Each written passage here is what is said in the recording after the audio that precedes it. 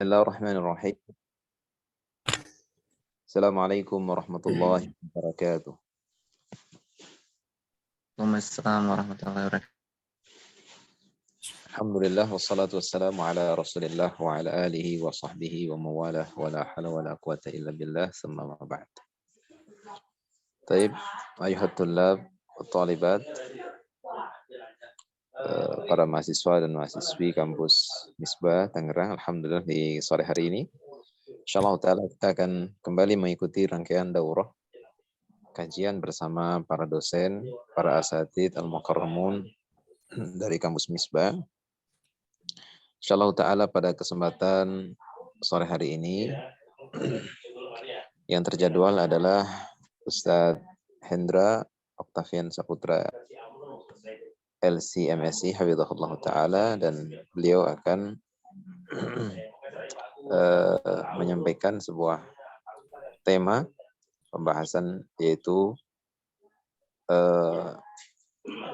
hakikat ilmu syar'i dan keutamaannya. Pak Ustaz, sedikit revisi ya, judulnya ternyata ada sedikit revisi, ada perubahan. Baik, judulnya apa? Manhaj al-istidlal, manhajul talaqqi wal istidlal inda ahli sunnah wal jamaah. Baik. Manhaj ahli sunnah wal jamaah dalam mengambil ilmu dan berdalil. Ya. Masih ada sangkut pautnya dengan masalah ilmu gitu ya. Nah, Masya Allah. Ya, ini satu kajian yang sangat menarik, sebuah pembahasan tentang manhaj atau pijakan, metode di dalam pengambilan ilmu dan juga pengambilan dalil di dalam pemahaman Ahlus Sunnah wal Jamaah. Ini tentunya sangat penting sebagai pembekalan untuk para tulab. Karena itu diharapkan para mahasiswa untuk bisa menyimak materi dengan baik dan disiapkan alat tulisnya. Insya Allah akan mendapatkan faidah yang sangat banyak di kesempatan kajian sore hari ini. Dan insya Allah ta'ala mungkin juga di akhir sesi para mahasiswa boleh mengajukan pertanyaan jika memang ada pertanyaan.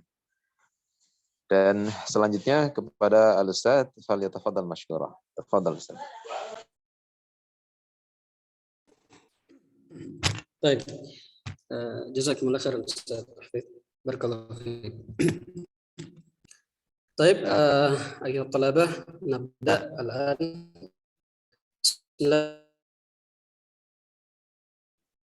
Alhamdulillah wassalatu wassalamu ala Rasulillah wa ala alihi washabihi wa man tabi'ahum bi ihsan ila yaumiddin. Asyhadu an la ilaha illallah wahdahu la syarika lah wa asyhadu anna Muhammadan abduhu wa rasuluh, amma ba'd. Ikhwah talabah, rekan-rekan mahasiswa dan mahasiswi rahimani wa rahimakumullah jami'an.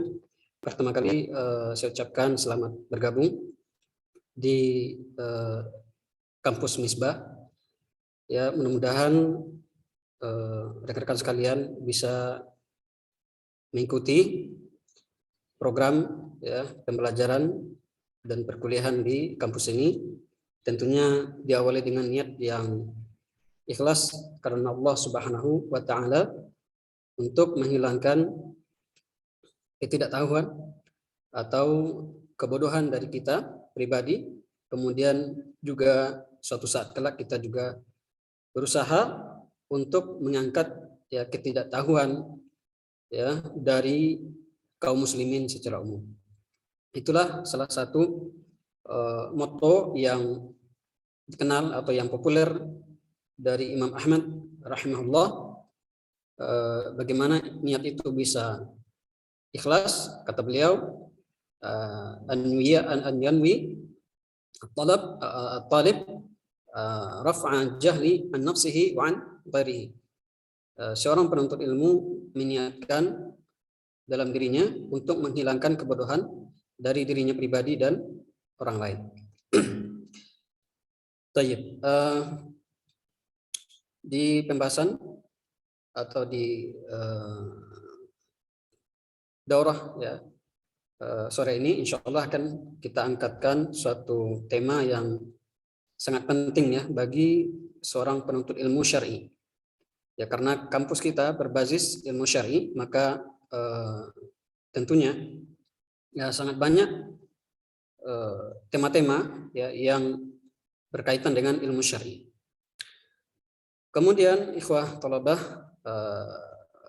rahimani wa rahmatullah, kita memang dipersiapkan untuk ya memperdalam ilmu agama ya, sehingga perlu kiranya kita mengetahui konsep-konsep dasar ya, sehingga ilmu yang kita dapatkan itu adalah ilmu yang bermanfaat.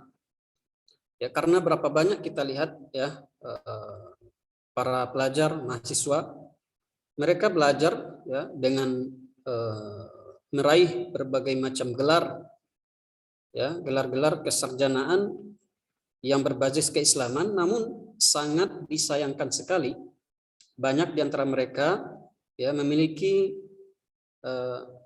metodologi, pemahaman, keyakinan yang jauh dari akidah Islam. Ya, kenapa itu bisa terjadi? Ya, karena salah satu di antara faktornya adalah ya, salah kaprah dalam ya, mengambil konsep talaqi dan istidlal. Ya, mereka salah dari awal. Ya, dari prinsipnya mereka salah dalam membangun ilmunya. Ya, dalam mengambil ilmunya mereka dari awal sudah salah. Ya, maka ya ketika asasnya yang salah, maka sangat berkemungkinan besar dan ya itu berimbas kepada cabang-cabangnya. Ya, dari awalnya sudah salah, maka ujung-ujungnya ya itu banyak menimbulkan kesalahan-kesalahan dan kekeliruan-kekeliruan yang sangat jelas ya, orang yang memiliki ilmu dan basirah. Memang tidak semua orang ya yang bisa mengetahui ya seorang pakar, seorang cendekiawan itu memiliki pemahaman yang keliru dalam agama ya, kecuali kalau dia memang belajar ya akidah yang sahih, manhaj yang benar ya. Maka dari situ ya sengaja kami angkatkan tema ini agar ya rekan-rekan sekalian ya mulai dari sekarang bisa membuka ya wawasan, bisa membuka cakrawala ya, sehingga bisa menilai suatu saat kelak ya, wah ini adalah pemahaman yang benar, ini adalah pemahaman yang salah. Demikian. Di sini judul yang kami angkatkan, manhajut talaqqi wal istidlal inda ahli sunnah wal jamaah. Talaqqi itu ya, mengambil ilmu, metodologi dalam mengambil ilmu, wal istidlal ya, berdalil dalam menganalisa suatu dalil ya. Dengan manhaj ini diharapkan kita bisa berdalil dengan benar ya, karena pendalilan yang benar akan menimbulkan, akan membawa pemahaman yang benar dan pemahaman yang benar. Ya kotor. Rekan-rekan sekalian, Bismillahirrahmanirrahim. Secara umum Ahlussunnah wal Jamaah itu memiliki atau berpedoman ya atau mengambil sumber yang maksum ya, mengambil sumber yang maksum dari 3 komponen penting dalam Islam, yaitu Alkitab atau Kitabullah, Al-Quran, kemudian Sunnah Rasulullah SAW, kemudian ijma' salaf, ijma' salafus salih. Ya, ini 3 komponen yang menjadi komponen dasar, ya, prinsip dasar dalam pengambilan ilmu, ya, pengambilan sumber dalam keislaman. Ya. Apa dalilnya? Dalilnya sangat banyak sekali. Ya, kalau kita kumpulkan mungkin ya butuh waktu yang cukup lama. Namun di sini saya tampilkan sebagai dalil yang mewakili dari dalil yang lainnya. Ya, di antaranya adalah surat An-Nisa ayat 59. A'udzubillahi minasyaitonirrajim. Ya ayyuhalladzina amanu athi'ullaha wa athi'ur rasul wa ulil amri minkum. Fa in tanaza'tum fi syai'in farudduhu ila Allahi war rasul in kuntum tu'minuna billahi wal yawmil akhir. Ila akhiril ayat.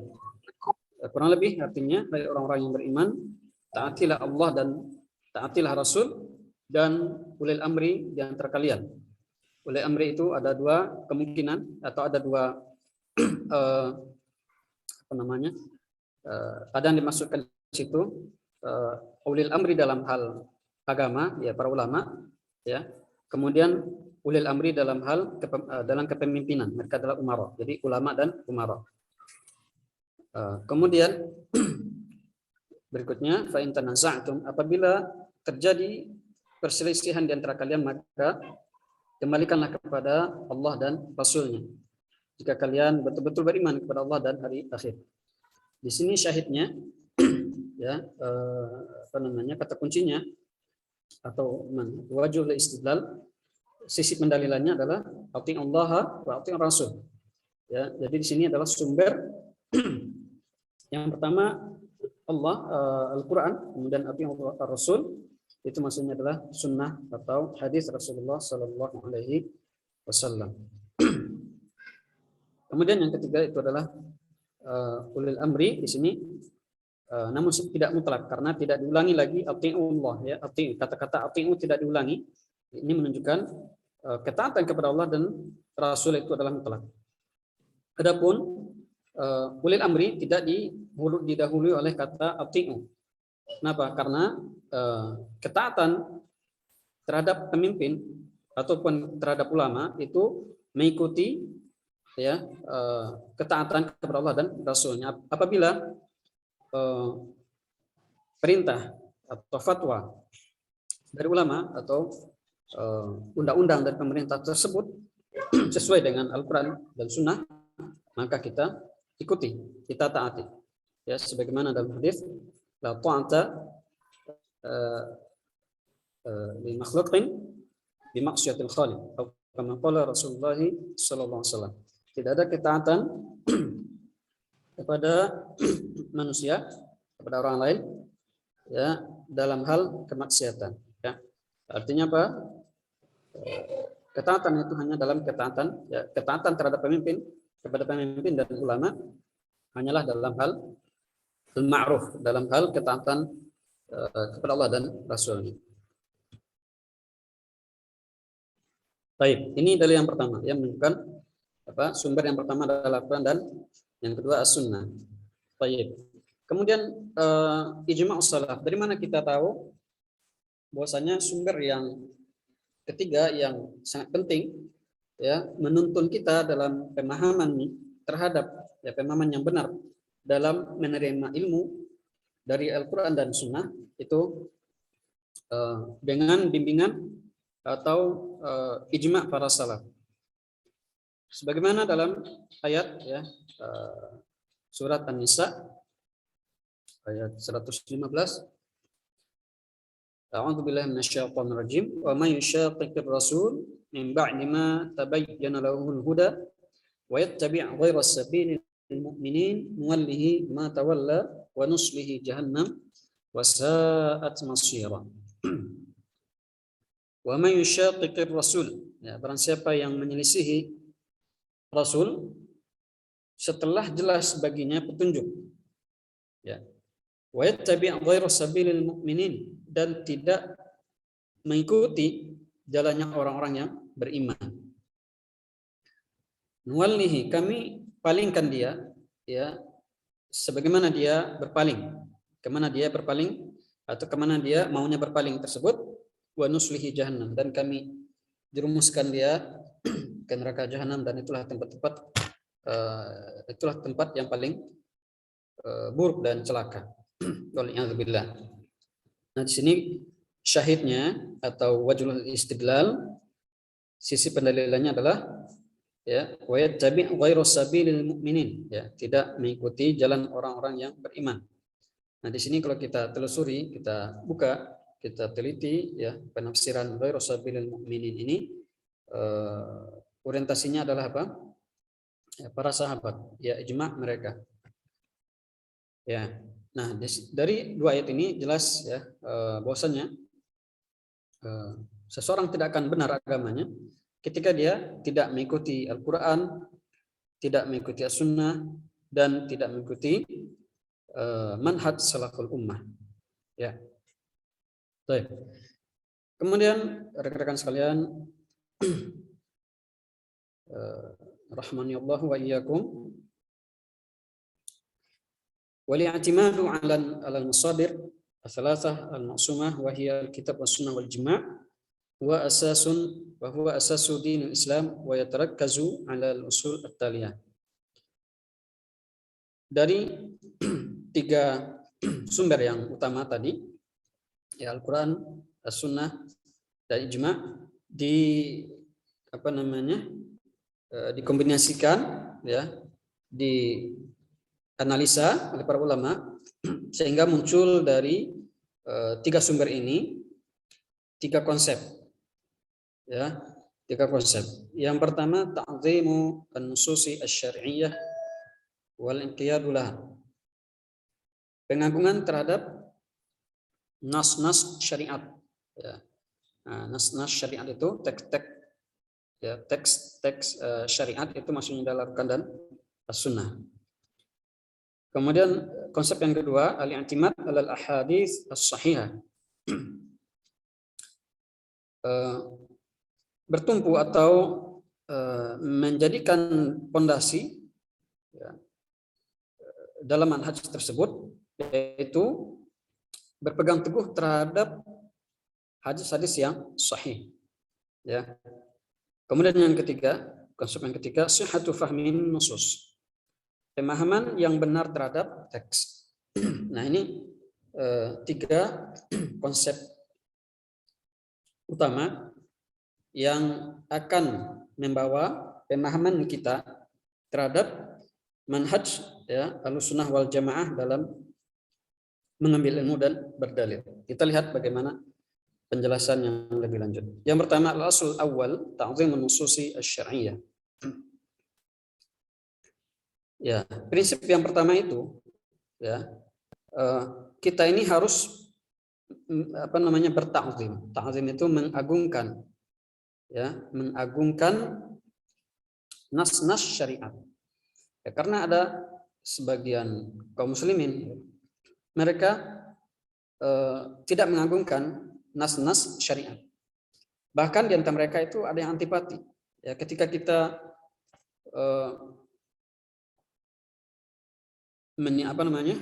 mempopulerkan, ya, kembali kepada Al-Quran dan As-Sunnah, ya kan? Nah, sebagian mereka ada yang alergi begitu, ya. Dikit-dikit hadis, dikit-dikit dikit-dikit hadis, dikit-dikit dalil, begitu, ya. Ada orang seperti itu, ya. Jadi mereka itu alergi ketika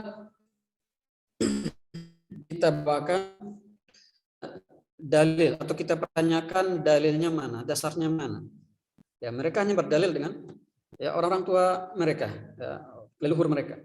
Ini kan sudah sekian lama diamalkan, sudah sekian lama, ya, dipraktekkan oleh masyarakat kita. Kok tiba-tiba ada yang, ya, mengoreksi. Nah, mereka tidak, ya, walaupun akidah, walaupun amalan mereka itu tidak sesuai dengan, ya, Quran dan Sunnah, begitu, ya. Nah, kita lihat ini bagaimana maksud dari ilmu tersebut. Kita lihat di sini, inna asal dinil Allah Ta'ala li'ibadihi al-islam wal inqiyad. Bahwasanya asal fondasi dasar dalam agama Islam itu adalah, ya, keridhaan Allah terhadap hambanya yang mukmin, dengan istislam, adanya ketundukan, ya, ada kepasrahan terhadap apa-apa yang diperintahkan oleh Allah Subhanahu wa taala. Kemudian wa haqiqatul istislam ta'zimu amrillahi azza wa jalla wa nahyi wal iz'an lahuma. Ya. Hakikat ketundukan tersebut adalah mengagungkan perintah Allah Subhanahu wa taala ya. Kemudian ta'zimu nahi, ya, mengagungkan larangannya, artinya larangannya dijaga, tidak dilanggar. Wal iz'ani lahuma, dan juga ketundukan, kepasrahan terhadap perintah dan larangan tersebut. Wal wuquf inda hududi ma anzalahu ala nabiyhi Muhammadin alaihi salatu wassalam. Dan juga wukuf, berhenti. Artinya ketika ada larangan, dia berhenti, tidak melanggar, ya, aturan dan batasan tersebut. Sesuai dengan apa yang diturunkan kepada nabinya, Nabi Muhammad sallallahu alaihi wasallam. Kemudian qala Allah Ta'ala, ini dalil, ya, dalil yang menunjukkan bahwasanya seorang hamba itu harus mengagungkan syariat, ya.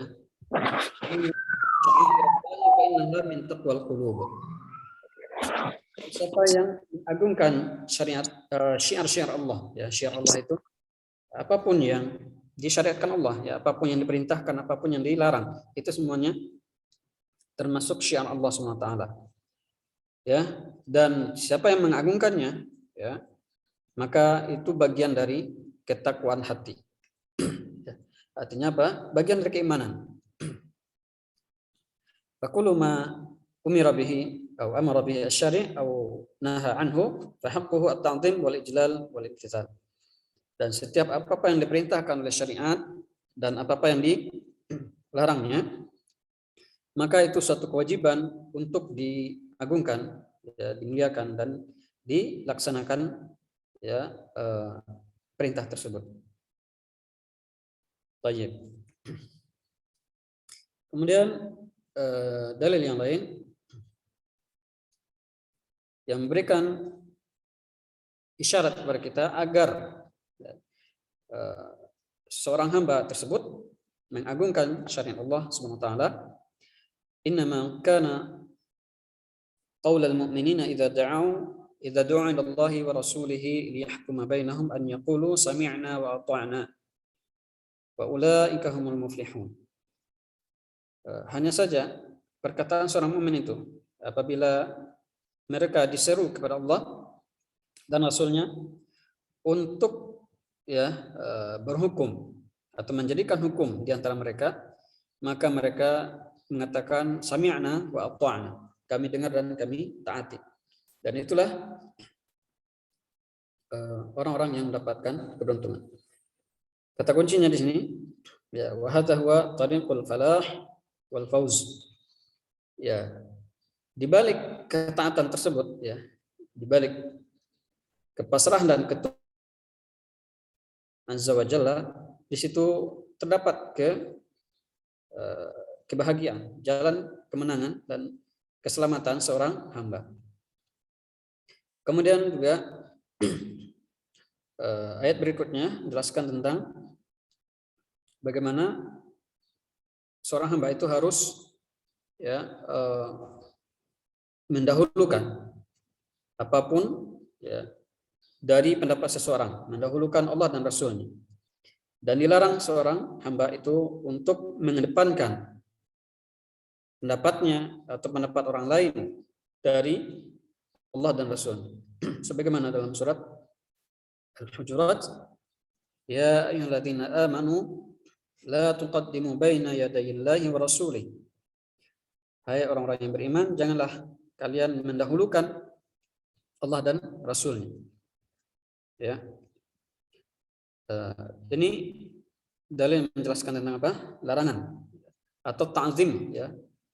Salah satu bentuk ta'zim terhadap nas-nas syariat adalah tidak mendahulukan pendapat, ya, siapapun di atas syariat Allah SWT yang dibawa oleh Nabi Sallallahu Alaihi Wasallam. Kemudian juga di antara dalil yang menjelaskan hal ini, bahwasannya seorang hamba yang tidak mentaati perintah Allah dan Rasulnya dan bahkan cenderung mengikuti hawa nafsunya, maka pada hakikatnya dia telah mempertuhankan, ya, hawa nafsunya, ya. Fa in lam yastajibu laka fa'lam annama yattabi'una ahwa'ahum wa man adallu mimman ittaba'a hawahu bighairi hudan min Allah. Apabila mereka tidak memenuhi panggilanmu, maka ketahuilah bahwasanya mereka itu hanyalah mengikuti hawa nafsu mereka. Ya, dan siapakah yang paling sesat daripada orang yang mengikuti hawa nafsunya tanpa petunjuk dari Allah Subhanahu wa taala. Dan ini merupakan sebab menyimpangnya seseorang dari ketaatan kepada Allah Subhanahu wa taala. Ya, ketika seorang hamba itu tidak pasrah, tidak taat, ya, tidak tunduk terhadap perintah Allah Subhanahu wa taala, maka ya tidak ada kemungkinan lain pasti dia mengikuti apa? Mengikuti hawa nafsunya. Ya. Nah, itu bertentangan dengan konsep yang pertama tadi, yaitu ta'zimu an-nusus. Berarti ketika seseorang yang mengikuti hawa nafsunya, berarti dia tidak mengagungkan ya teks-teks syariat atau nusus syariah seperti itu. Baik. Kemudian rekan-rekan rahimani rahmatullah,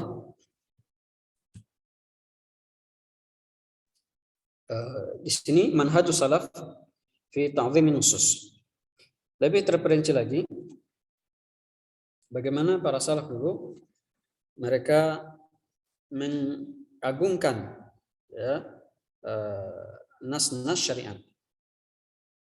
Di sini akan kita bawakan beberapa kisah ya, dan ini bisa dirujuk di kitab-kitab hadis atau kitab-kitab para ulama. Ya, di antaranya dalam hadis. Ya. Yang pertama, ta'zimu kalamin Nabi.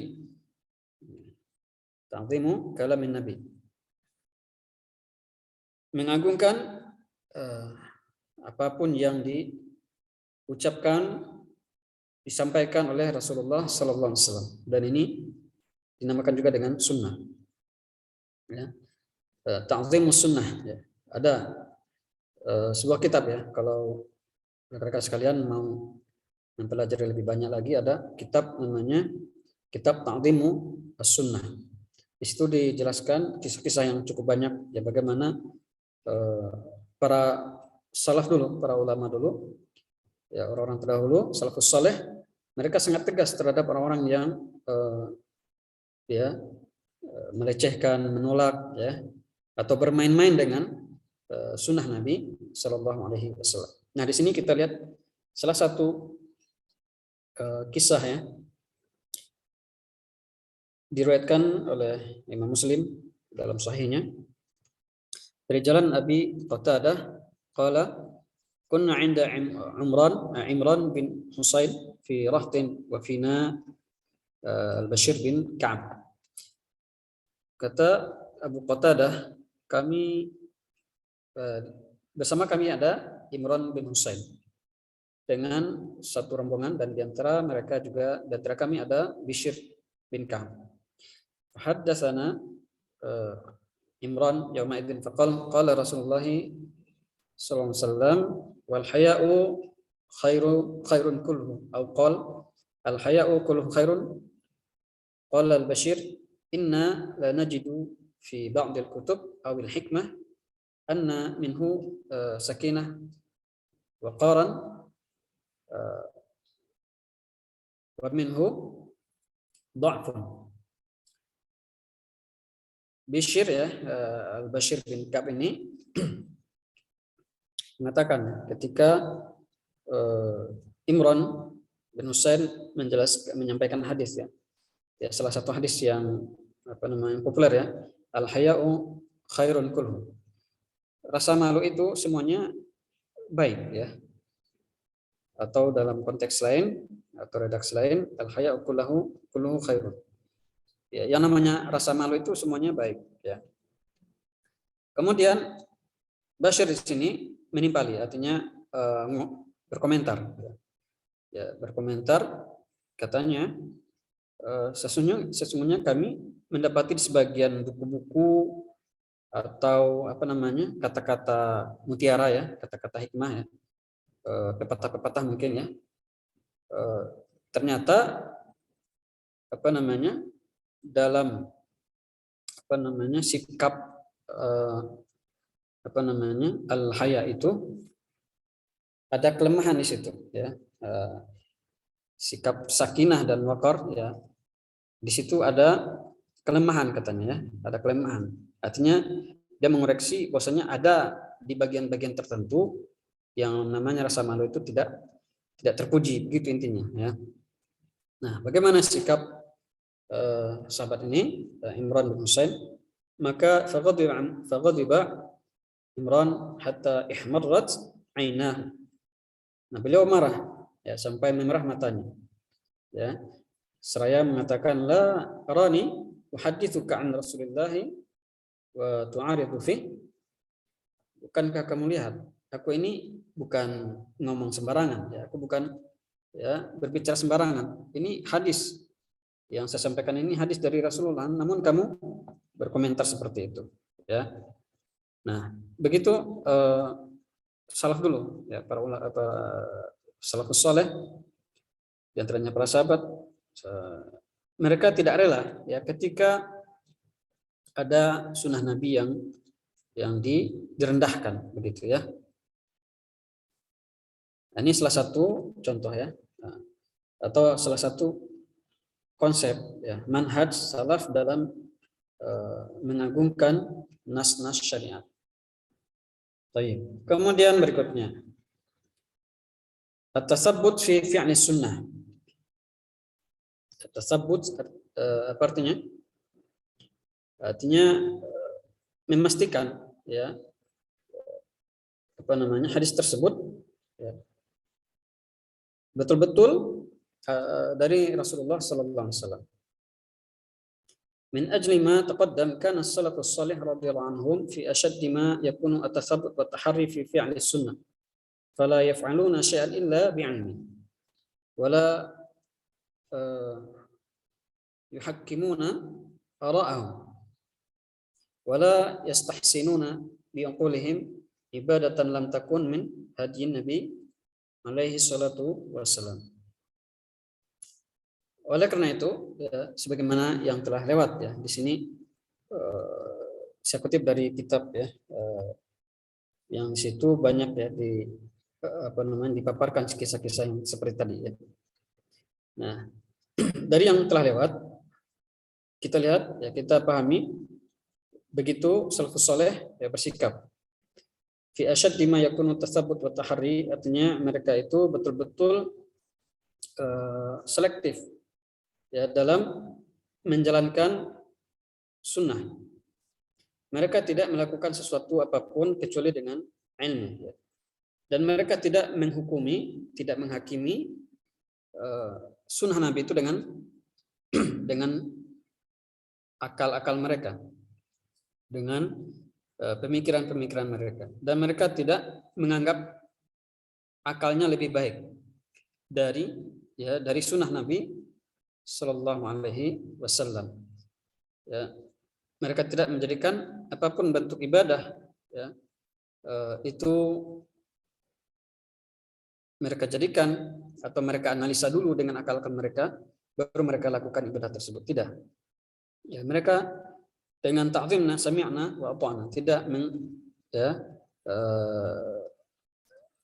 menganalisa terlebih dahulu, artinya apa? Tidak mengoreksi, tidak ada peluang bagi mereka untuk mengeles, ya, untuk lari dari perintah Allah, dari perintah Rasulullah Sallallahu Alaihi Wasallam. Kemudian di sini ada kisah lagi yang diriwayatkan dari Sunan Tirmidzi, anna rajulan ya'tisu ila jambi Abdullah bin Umar. Fayaqul alhamdulillahi wassalamu ala rasulih. Faqala lahu Abdullah bin Umar, wa ana aqul alhamdulillahi wassalamu ala rasulillah wa laysa hakadha. Allamana Rasulullah allamana an naqul alhamdulillahi ala kulli hal. Ada seseorang, ya, yang bersin di hadapan atau di majelisnya Abdullah bin Umar, itu bersin membaca apa? alhamdulillah wassalatu wassalamu ala rasulillah. Yang kita tahu ya sunnahnya atau tuntunan Nabi ketika bersin hanya mengucapkan alhamdulillah, ya kan? Nah, ini dia tambah ya dengan asumsi dengan pendapat bahwasanya kalau ditambah itu lebih baik gitu ya. Kan ya alhamdulillah itu cuma satu kata gitu ya. Hanya puji hanya pujian terhadap Allah. Kenapa tidak bisa apa salahnya ditambah ya dengan salawat seperti itu ya. Wassalamu ala rasulih. Itu kan bagus kalimatnya. Ya ucapan selamat kepada Nabi.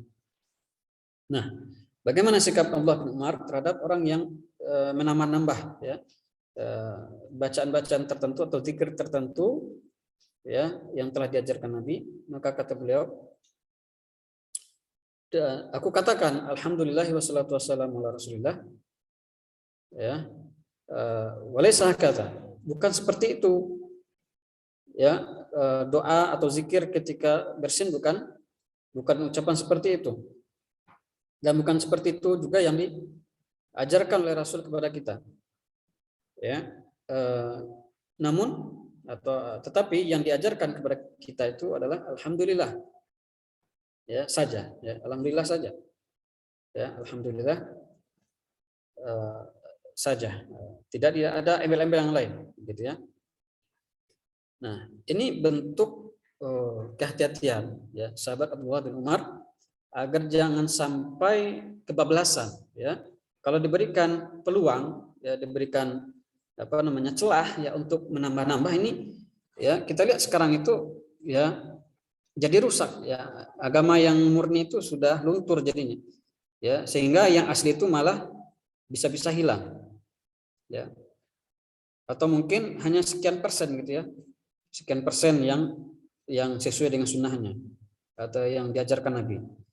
Nah, kemudian sisa-sisanya kalimat-kalimat yang lainnya ditambah-tambahkan itu banyak bervariasi. Nah, seperti itu ya. Jadi salah satu konsep dalam pengagungan terhadap sunnah Nabi itu adalah apa? Artinya mencukupkan ya apa yang datang dari Rasulullah SAW tanpa menambah dan tanpa mengurang-urangi, seperti itu. Baik.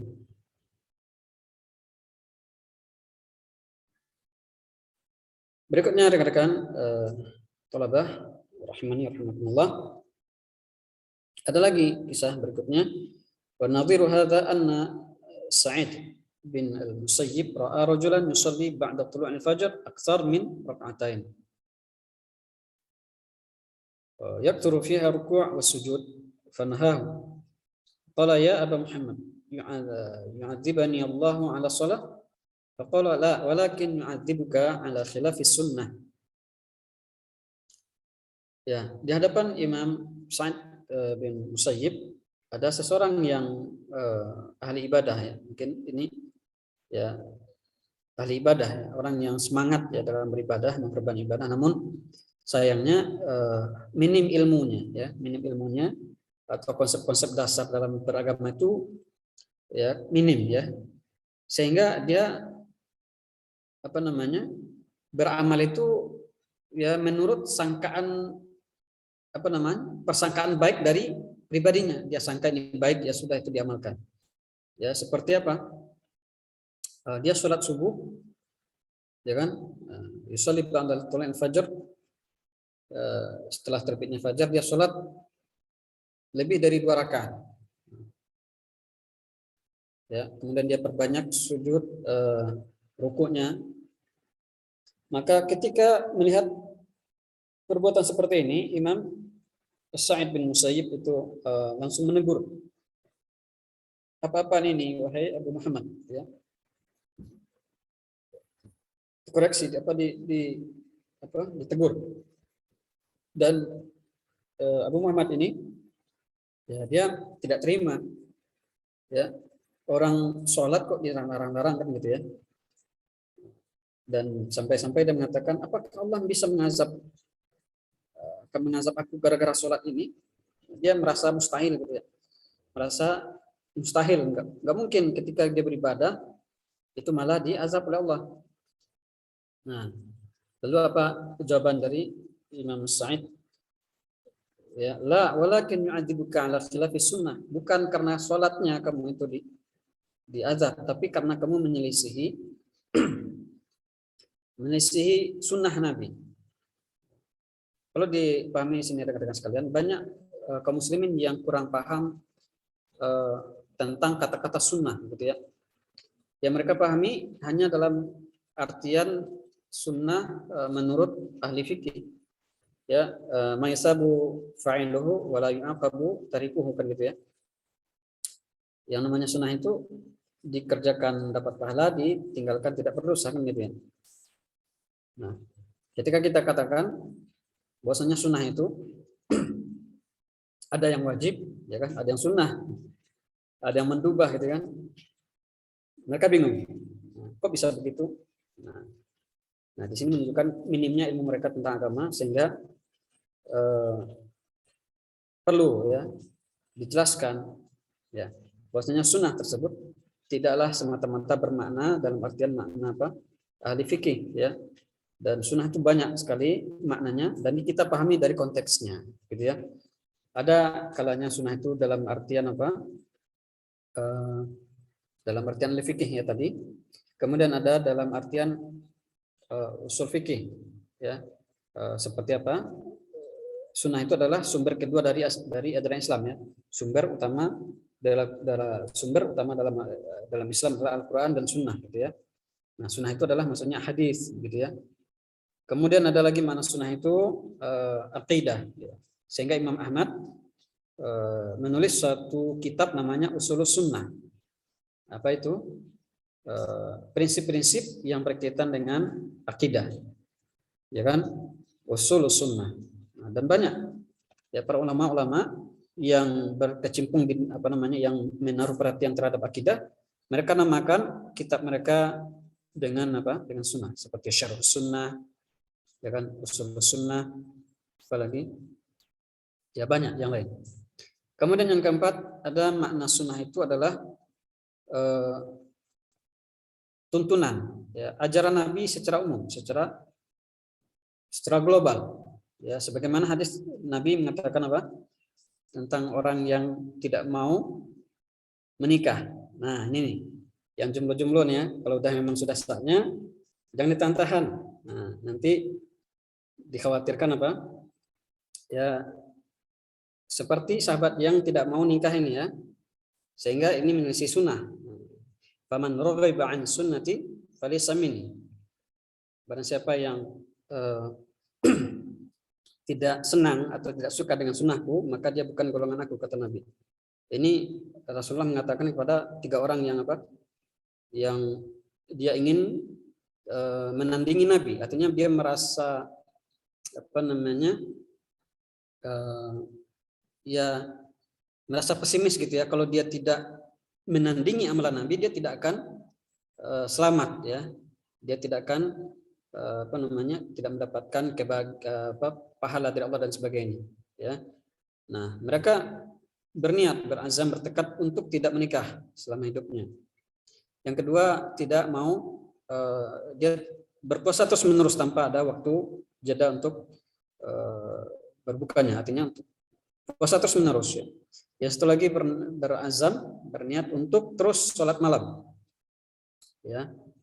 Nah, ketika Nabi mengetahui 3 orang ini, ya, Nabi tegur, ya, Nabi berikan arahan bahwasanya, ya, Nabi orang yang paling bertakwa, tapi, ya, tidak selamanya beliau dalam keadaan berpuasa, salat malam, bahkan beliau, ya, juga menikah. Nah, di sini kita ambil kesimpulan bahwasanya ada kata-kata sunnah itu bermakna apa? Ya, ajaran Nabi. Nah, sekarang apa? Ada slogan, ya.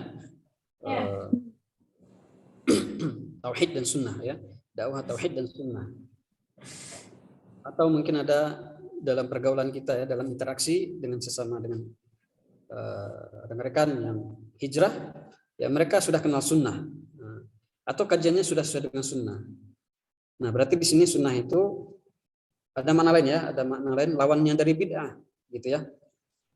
Nah, ketika seseorang mengucapkan atau melontarkan Ya, kata-kata sunnah itu kita pahami dari konteks atau min siyaqil kalam, dari redaksi ya kalimatnya. Ya, ketika dia mengucapkan ya sesuatu yang berkaitan dengan ibadah sunnah mendubah, maka kita maknai dia dalam artian fikih. Ya, seperti ketika ada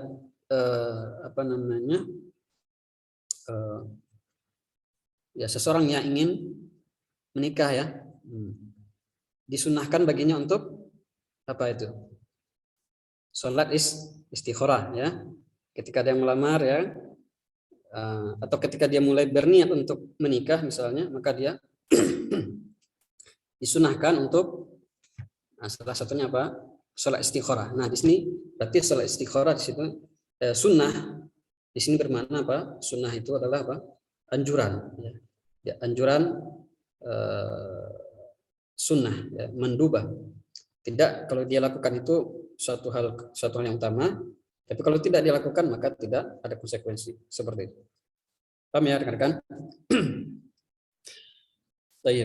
Jadi seseorang itu bisa menyimpang, ya, bisa terjerumus kepada kesalahan dan kekeliruan ketika apa? Ketika dia menyelisihi sunnah Nabi, menyelisihi aturan dan ajaran Nabi Shallallahu Alaihi Wasallam. Kemudian juga ada lagi nih kasusnya. Ya. Qala rajulun lil Imam Malik bin Anas ya Abu Abdullah min aina uhrim? Qala Malik min Dzil Hulaifah min haitsu ahrama Rasulullah sallallahu alaihi wasallam. Qala inni uridu an uhrim min al-masjid min 'indi al-qabr. Qala la taf'al fa inni akhsha 'alayka al-fitnah. Faqala wa ayyu fitnah fi hadhihi innama hiya amyal aw aziduha. Intinya adalah apa? Ada seseorang yang ingin memulai ihramnya dalam ibadah haji atau umrah ya. Itu kan ada salah satu rangkaian ibadah di situ namanya ihramnya. Ihramnya itu sudah ditetapkan ya tempatnya, tidak boleh sembarangan, tidak boleh semuanya kita ya. Jangan dianggap semakin jauhnya jarak ihram ke jarak ihram itu bisa mendapatkan pahala yang banyak, yang besar, tidak. Sebagaimana tadi anggapan yang pertama, ketika dia memperbanyak ibadah, memperbanyak rakaatnya, tidak otomatis, tidak serta-merta dia mendapatkan pahala kan gitu ya. Nah, demikian juga dalam hal ini, dalam hal apa? Jarak ya. Menurut persangkaannya, semakin jauh jarak ihram itu semakin banyak pahalanya. Namun ini adalah konsep yang salah ya, istidlal yang salah gitu ya. Pendalilan yang salah seperti itu. Ya. Maka di sini Imam Malik memberikan teguran ya orang seperti itu. Ya tidak serta-merta orang yang ibadahnya lebih ihramnya lebih jauh itu mendapatkan pahala lebih banyak, tidak. Ya. Jadi yang namanya ta'zimu khusus ya, mengagungkan kalam sunnah Nabi sallallahu alaihi wasallam itu adalah dengan apa? Dengan ittiba ya. Mencocoki apa yang diperintahkan ya, tidak kurang tidak lebih seperti itu. Ya. Baik.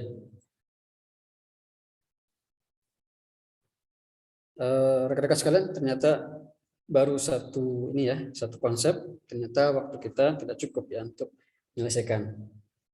Waktu kita tinggal 7 menit ya. Bagaimana ini rekan-rekan sekalian? Moderator? Halo? Assalamualaikum? Nah, Ustaz. Ya. Kita lanjutkan sampai 7 menit terakhir atau kita buka sesi tanya jawab atau gimana? Mungkin sesi tanya jawab, Ustaz. Nah, insyaallah. Mahal.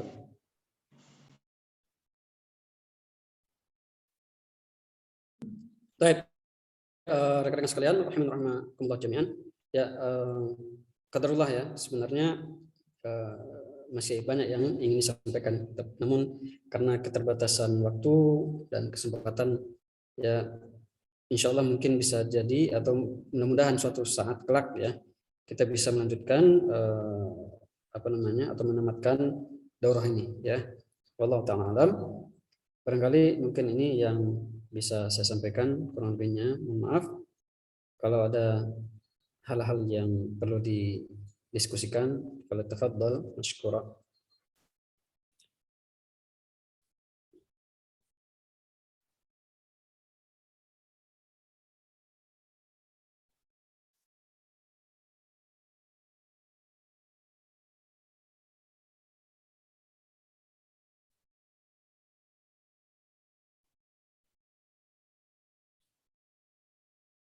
Ya, saya bisa di WA ya, bisa di melalui chat.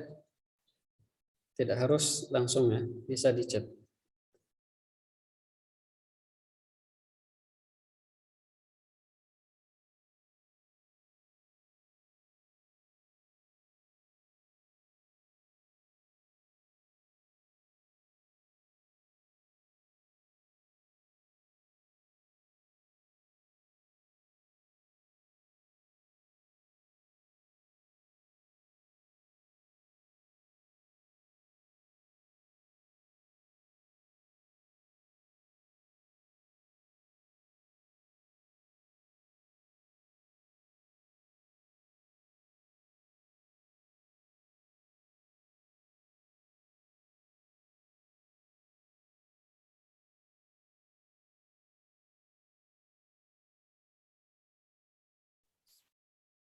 Baik.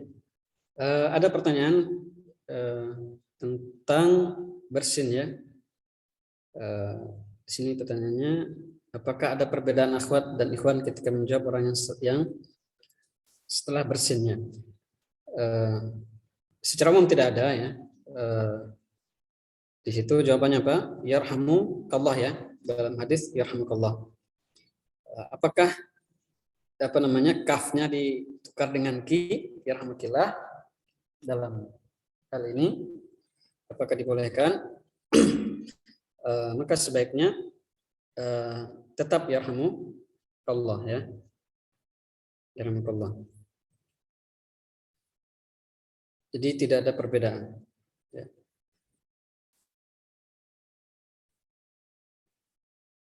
Dan setelah jawaban yarhamukallah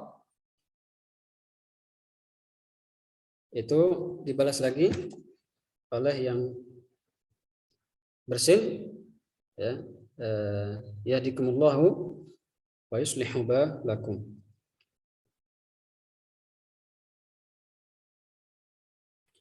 Walau ta'ala, yakni untuk menjaga supaya kemurnian itu tetap terjaga ya. Walau ta'ala. Silakan yang berikutnya.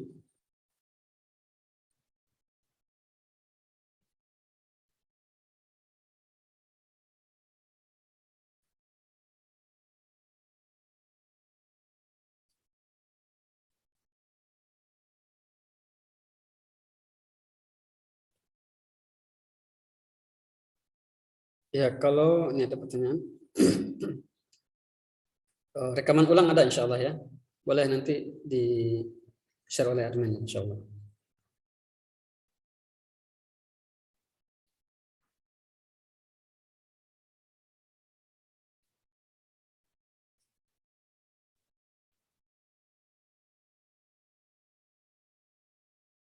Saya ada lagi yang lain?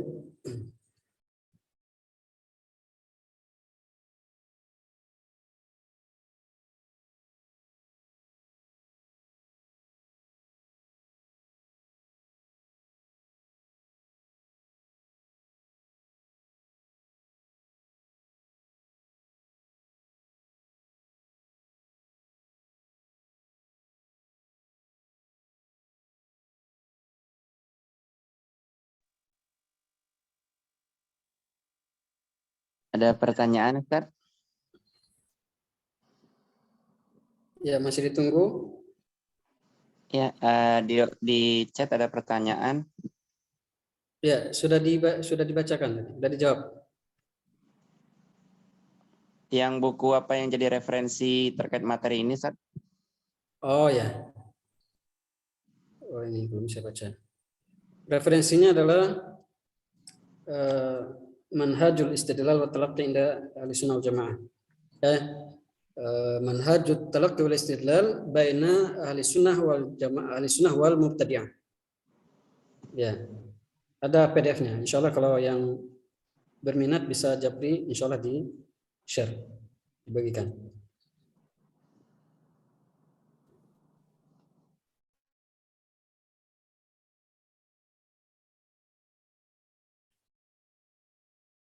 Baik.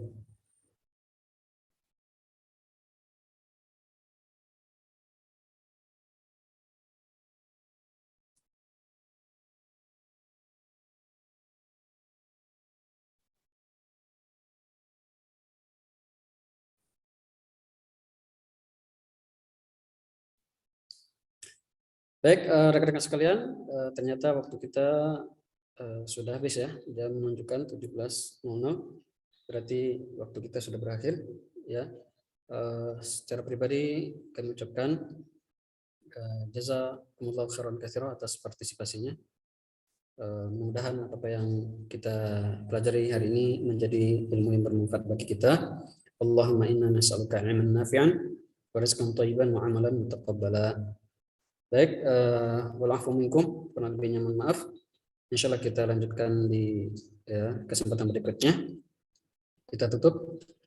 Subhanakallahumma bihamdika asyhadu an la ilaha illa anta astaghfiruka wa atubu ilaik. Wassalamualaikum warahmatullahi wabarakatuh. Waalaikumsalam warahmatullahi wabarakatuh. Jazakallahu khair Ustaz. Jazakallahu khair.